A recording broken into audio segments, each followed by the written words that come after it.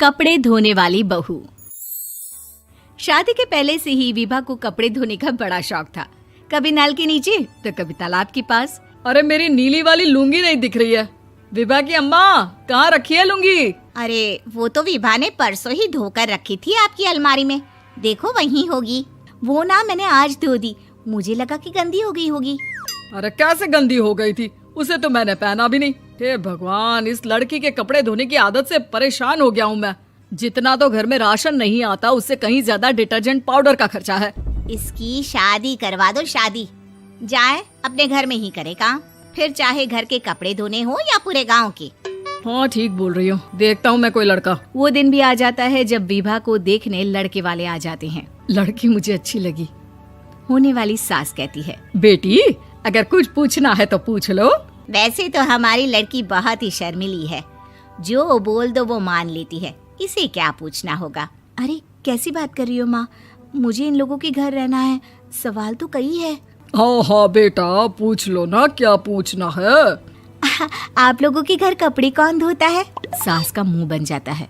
देखो, अगर तुम ये कहना चाहती हो कि तुम्हें कपड़े धोने नहीं आते तो सुन लो, कपड़े मैं ही धोती हूँ, लेकिन तुम्हारे आ जाने के बाद मैं रुमाल तक नहीं धोऊंगी। अरे चुप रहना भाग्यवान, बहू बेचारी घर आई नहीं, उसे डराना शुरू कर दिया। वो क्या है ना बिटिया, अभी तक तो ये कल्लू की माँ ही धोती थी, लेकिन अब तुम्हारे पापा तो दहेज में वॉशिंग मशीन देंगे ही। तभी विभा की माँ बोल पड़ती है, सवाल भी पूछा तो क्या। वैसे भाई साहब, मशीन की तो फिर भी कपड़े धोने की कैपेसिटी होती है। मतलब जो बिटिया दे रहे हैं ना विभा, इसे कपड़े धोने का बहुत शौक है। ये आप लोगों के क्या, आस पड़ोस गांव मोहल्ले सबके कपड़े धो दे और उफ तक ना करे। बाहर देखा नहीं आपने कितने कपड़े सूख रहे हैं? सब हमारी बिटिया ने ही तो धोए हैं। बस भी करो ना माँ, शर्म आ रही इतनी तारीफ सुनकर। और तो और एक दाग निकाल कर दिखाओ तो मान जाओ। हाँ अच्छा, माफ करना बेटा, मैंने गलत समझा। हमें तो रिश्ता बहुत पसंद है। और ऐसे जुड़ जाता है रिश्ता कपड़े धोने का शौक रखने वाली विभा का। उसकी शादी हो जाती है कोयला फैक्ट्री में काम करने वाले कल्लू के साथ। शादी के बाद अचानक विभा चिल्लाती हुई सास के पास आती है। सासू माँ, अरे सासू माँ कहाँ है आप? ये तो धोखा है, धोखा दिया आप लोगों ने मुझे। इसे ससुर के चक्कर के बारे में पता चल गया। अरे तो उसमें तुझे क्यों धोखा मिला है? अरे नल में पानी नहीं आता, कपड़े कैसे कब धुलेंगे? अच्छा, तू पानी नहीं आ रहा उसकी बात कर रही है। तो आपने क्या सोचा? कुछ नहीं। अच्छा, तेरी माँ ने कहा था कि कपड़े धोने का शौक है तुझे, याद आया मुझे। शौक बोलकर कपड़े धोने वाले मेरे जुनून को कम ना आके सासू माँ, कपड़ा धोना मेरा गुरूर है। तभी पति भी वहाँ आ जाता है। अभी मैंने इसे सनी देओल की फिल्म दिखाई है, उसी के डायलॉग मार रही है माँ। अच्छा सुन, साफ साफ बता रही हूँ, पानी सुबह 4 से 6 और शाम को 10 से 12 आता है, समझी? विभा टाइमिंग सुनकर हैरान हो जाती है। ये क्या भूतों का मोहल्ला है? सुबह 4 बजे उठकर कौन कपड़े धोता है? 4 बजे टंकी में पानी जाता है, फिर सारा दिन धोना ना, किसने मना किया? अरे कैसी बात कर रही हैं? 200 लीटर की टंकी में कितने कपड़े धो लूंगी मैं? सुबह ही उठ जाऊंगी मैं। अब क्या था, विभा सुबह 4 से लेकर रात के 12 बजे तक कपड़े ही धोती रहती। एक रोज सास पड़ोस से निकलकर कहीं जा रही होती है कि साथ वाली कहती है, हाँ कल्लू की माँ, जरा ये बताओ कि 2 साड़ी है, 2 ब्लाउज और एक पेटीकोट और एक नाड़े वाला लंबा कच्छा। हाँ तो? अरे तो क्या, कितना लोगी धुलाई ये बताओ। धोबन दिख रहे हैं हम क्या? हमारे पति सरकारी नौकरी से अभी रिटायर हुए हैं और बेटा सुपरवाइजर है कोयला फैक्ट्री में। धोबन समझ रखा है हमें?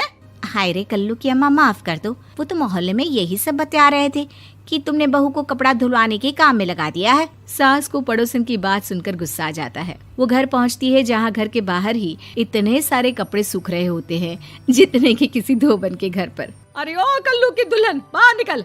माँ जी यहीं आ जाओ, बाथरूम में चादर धो रहे हैं हम। अरे अभी हम धोते हैं, तुमको बाहर निकलो। ये आस पड़ोस वाले बोल रहे हैं कि हम बहू से कपड़े धुलवा कर उसे कपड़ा धोने वाली बना दिए हैं। अरे छोड़ो ना माँ जी, किन लोगों की बातों में आती हो? आस पास के लोगों का तो काम ही होता है कि वो किसी तरह सास बहू को लड़ा दे। बहू सारे घर के कपड़े धोती है, ये क्या कम है? बोलिए। सास को भी लग जाता है कि वो बहू का ये सनकीपन नहीं छुड़वा सकती, इससे अच्छा है कि खुद ही चुप हो जाए। एक रोज सास और बहू मंदिर जाते हैं, जहाँ सास की साड़ी वहाँ खड़ी भीख मांगने वाली से मिलती है। माँ जी क्या बात है, आपकी साड़ी उस भिखारन से कितनी मिल रही है ना? हाँ हाँ देखो तो, दोनों की साड़ी मिल रही है। क्या बात है कल्लू की अम्मा, तुम खुद को तो अफसर की बीवी बताती हो और ऐसी सिंपल सी प्लेन साड़ी पहनकर घूमती हो। सिंपल और प्लेन नहीं है ये साड़ी। तो क्या सोने के धागे से फूल बने हैं? कुछ भी सासू माँ, कुछ भी। हाँ बने थे इस साड़ी में सोने के धागे से फूल।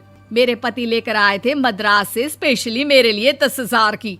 ताहे भाई साहब इस भिखारन के लिए भी सेम टू सेम साड़ी लेकर आए होंगे 10,000 की। सास उस वक्त तो कुछ नहीं कहती, लेकिन बहू के साथ घर आती है और अलमारी से एल्बम निकाल कर लाती है। ये साड़ी देख रही है, ये वही साड़ी है जिसे मैंने अभी पहना था।